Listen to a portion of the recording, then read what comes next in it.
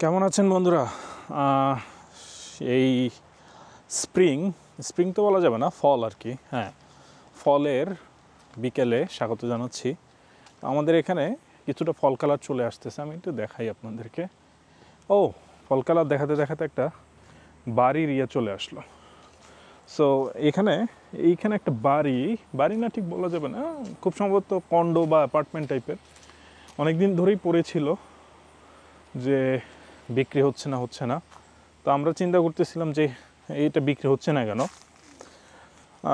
আমার কিছু থিওরি আছে কেন বিক্রি হচ্ছে না, বাট যাই হোক, এর মধ্যে দেখতে দেখতে সামনে আর একটা অ্যাপার্টমেন্ট দেখলাম যে দেখার জন্য ওপেন হাউস দিয়েছে। তো তো দেখি, এই যে সামনের এই বাড়িটা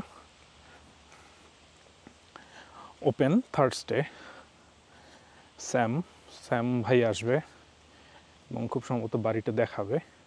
তো এই আচ্ছা, এখনও তাহলে 5:30 বাজে নাই, তাহলে মনে স্যাম আসে নাই বা আসে ভিতরে হয়তো। তো এই হচ্ছে সেই বাড়ি যেটা হচ্ছে এখানে বিক্রি হবে। সামনেও আরেকটা বাড়ি আছে যেটা বিক্রি হবে, আর এখানেও এই পুরো বাড়িটা খুব সম্ভবত বিক্রি হবে না, হবে কোনো একটা ইউনিট। বাট অ্যাডভার্টাইজমেন্ট দেখে এটা বোঝার উপায় নেই কোনো একটা ইউনিট নাকি কোনো একটা বাড়ি। তো আমি বেসিক্যালি এই রাস্তায় থাকি, তো যেহেতু এই রাস্তায় থাকি তো আমি একটু দেখতে আসলাম আসলে এখানে কী অবস্থা অ্যাপার্টমেন্ট বা বাড়ির দাম কীরকম। সামনে একটা অ্যাপার্টমেন্ট, কিছু বাড়ি, বেসিক্যালি বাড়ি না, কন্ডো, বেশ কিছুদিন আগে দেখেছি, ওটার দাম ছিল অ্যারাউন্ড 250K।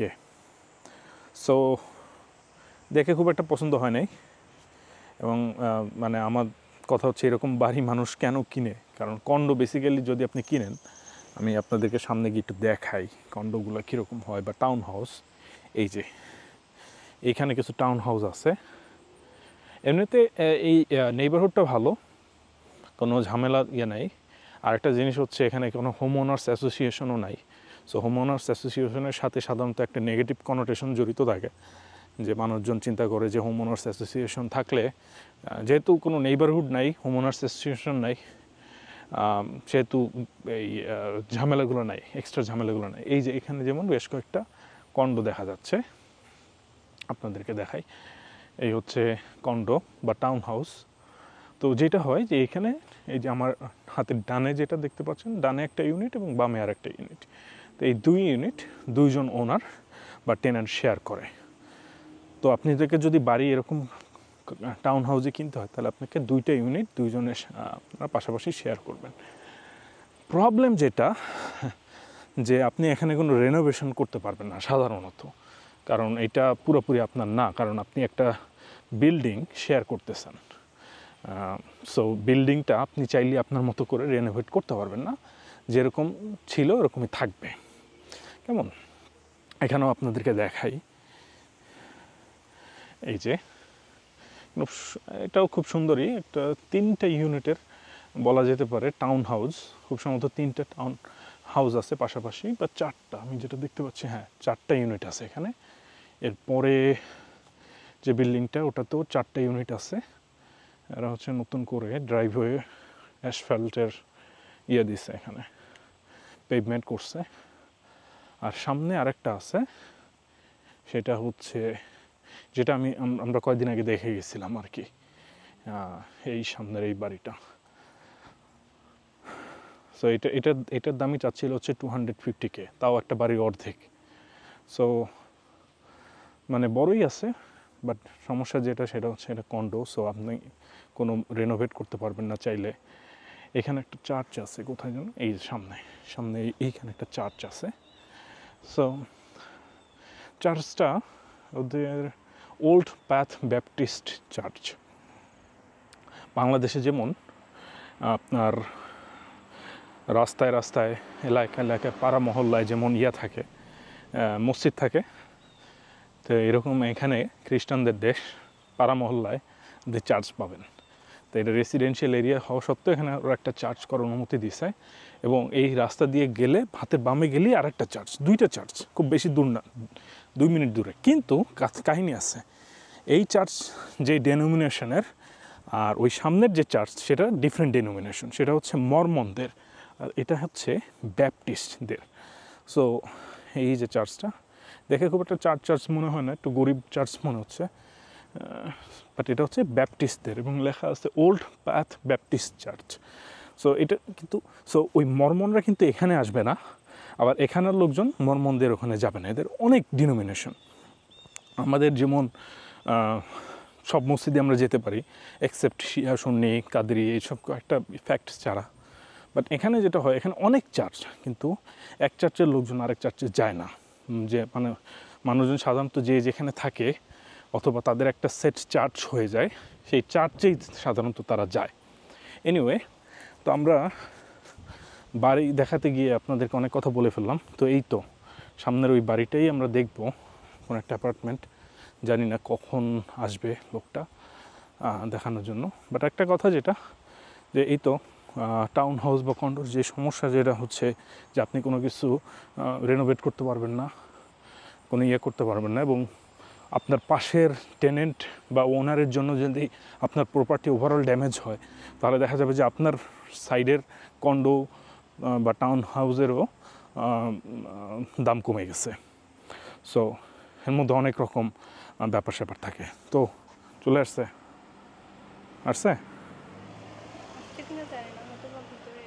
ওকে, তো আমরা যাই, দেখি কি আছে ভিতরে, ট্রাই করি আর কি।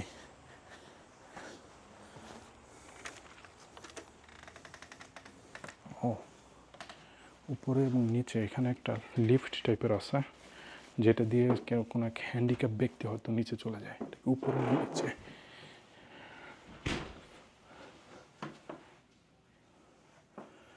এখানে 2টা ইউনিট এবং নিচেও মনে হয় 2টা ইউনিট, শিওর না কোন দিকে যেতে হবে, যাই তাহলে। এখানে খুব সম্ভবত কোনো হ্যান্ডিক্যাপ কেউ থাকেন, তো তার জন্য এই লিফটের ব্যবস্থা, চেয়ার লিফট। ও এই তো হচ্ছে খুব সম্ভবত এটাই হচ্ছে ওপেন হাউস। তো আমরা যাই, দেখি।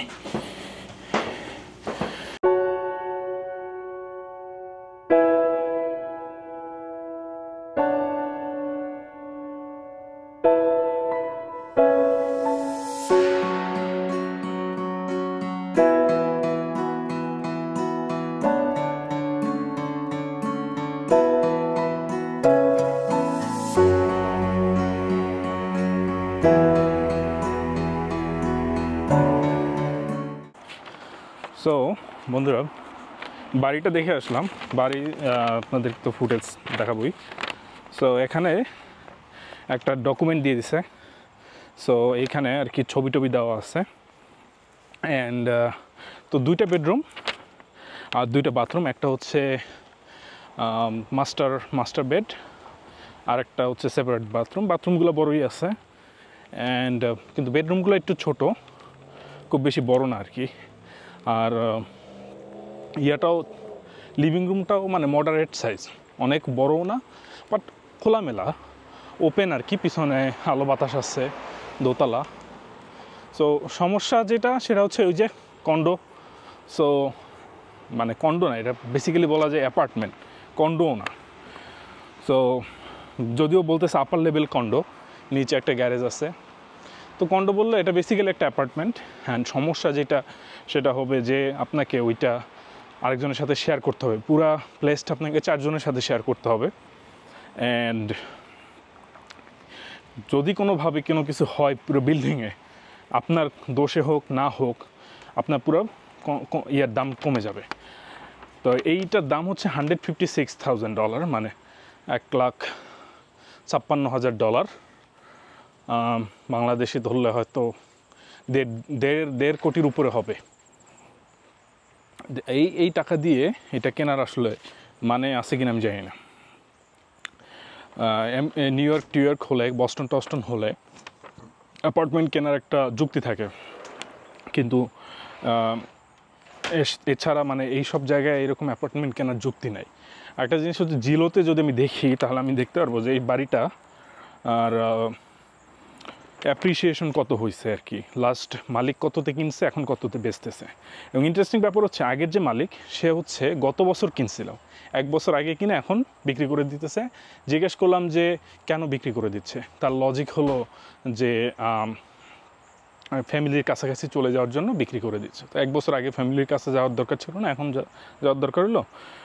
নিশ্চয়ই বাড়িতে সমস্যা আছে, এটা একটা প্রবলেম, নাহলে 1 বছরের মধ্যে মানুষ বিক্রি করে না সাধারণত। বাট অবশ্যই কারণ থাকতেও পারে, লেজিট কারণও থাকতে পারে বিক্রি করে দেওয়ার। তবে বাড়ির দাম দেখতে হবে।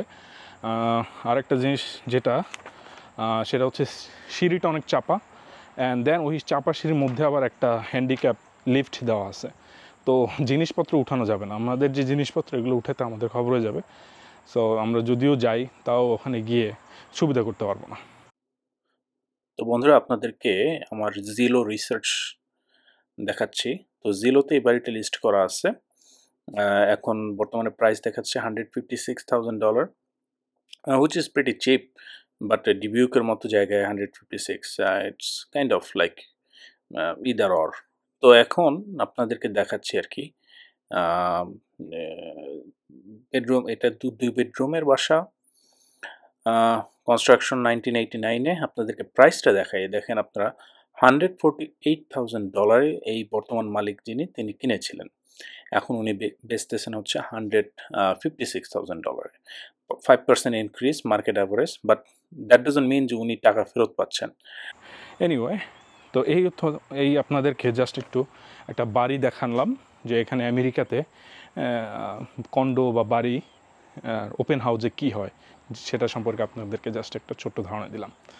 তো ভবিষ্যতে আবার কোনো ব্লগে দেখা হবে, ভালো থাকবেন।